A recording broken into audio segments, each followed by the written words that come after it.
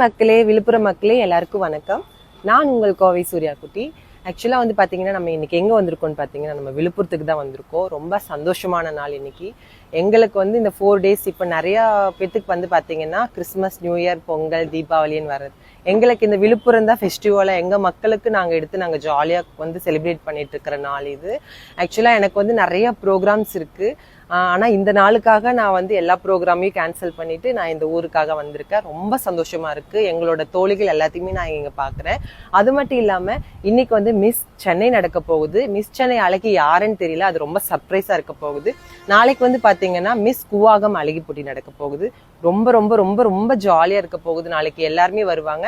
அதுல வந்து பாத்தீங்கன்னா நானும் ஸ்டேஜ் பர்ஃபார்மன்ஸ் பண்ண போறேன். ரொம்ப சந்தோஷமா இருக்கு. நான் நிறைய ஸ்டேஜ்ல ஆடி இருக்கேன்.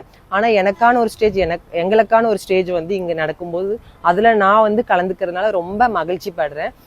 நாளானிக்கு வந்து பாத்தீங்கன்னா தாலி கொட்டும் நிகழ்வு நடக்க போகுது. அடுத்த நாளைக்கு வந்து தாலி அறுத்துருவாங்க. ரொம்ப ஷேடா இருக்கும்.